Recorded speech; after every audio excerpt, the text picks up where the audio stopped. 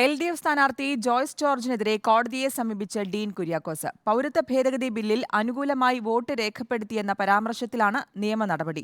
ഇത്തരം നീക്കങ്ങൾ എല്ലാ തെരഞ്ഞെടുപ്പ് കാലത്തും ഉണ്ടാകുന്നതാണെന്ന് ജോയ്സ് ജോർജ് പ്രതികരിച്ചു. വക്കീൽ നോട്ടീസിന് മറുപടി ലഭിക്കാത്തതിനാലാണ് കോടതിയെ സമീപിച്ചതെന്ന് ഡീൻ കുര്യാക്കോസും പറഞ്ഞു. പൗരത്വ നിയമ ഭേദഗതി ബില്ലിനെതിരെ ഇടുക്കി MP അഡ്വക്കേറ്റ് ഡീൻ കുര്യാക്കോസ് പാർലമെന്റിൽ വോട്ട് ചെയ്തില്ല എന്നാരോപിച്ച ഇടുക്കി നിയോജക മണ്ഡലത്തിലെ ഇടതു സ്ഥാനാർത്ഥി അഡ്വക്കേറ്റ് ജോയിസ് ജോർജ് നടത്തിയ പ്രസ്താവനയ്ക്കെതിരെ ഡീൻ കുര്യാക്കോസ് ജോയിസ് ജോർജിന് വക്കീൽ നോട്ടീസ് അയച്ചിരുന്നു.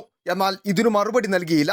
പ്രസ്താവന പിൻവലിച്ച് മാപ്പ് പറയണമെന്നും ഇല്ലെങ്കിൽ മാനനഷ്ട കേസ് ഫയൽ ചെയ്യുമെന്നുമായിരുന്നു വക്കീൽ നോട്ടീസ്. 15 ദിവസം കഴിഞ്ഞിട്ടും പ്രതികരണമില്ലാതെ വന്നതോടെയാണ് ഡീൻ കുര്യാക്കോസ് കോടതിയെ സമീപിച്ചത്. ഞാൻ പാർലമെന്റിൽ പൗരത്വ ഭേദഗതി നിയമത്തെ അനുകൂലിച്ച് വോട്ട് ചെയ്തു എന്ന് കളവ് പറഞ്ഞു കഴിഞ്ഞാൽ പിന്നെ അത് ജനങ്ങളുടെ മുൻപായി അവതരിപ്പിക്കണ്ടേ? അക്കാര്യത്തിൽ പരസ്യമായിട്ട് മാപ്പ് പറയണം. അത് ശരിക്കും എന്റെ ക്രെഡിബിലിറ്റിയെ ബാധിക്കുന്ന ഒരു പ്രശ്നമാണ്.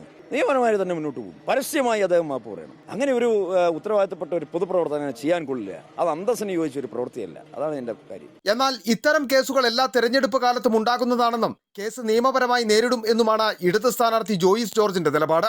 തെരഞ്ഞെടുപ്പുമായി ബന്ധപ്പെട്ട് പലതരത്തിലുള്ള വാർത്തകളും വരുന്നുണ്ട്. പത്രത്തിൽ അങ്ങനെ ഒരു വാർത്തയുണ്ടെന്ന് ആണ് മനസ്സിലാക്കിയത്. എനിക്കതിനെക്കുറിച്ച് മറ്റു വിവരങ്ങളൊന്നുമില്ല. കേസാണെങ്കിൽ കോടതി അതിന്റെ വഴി.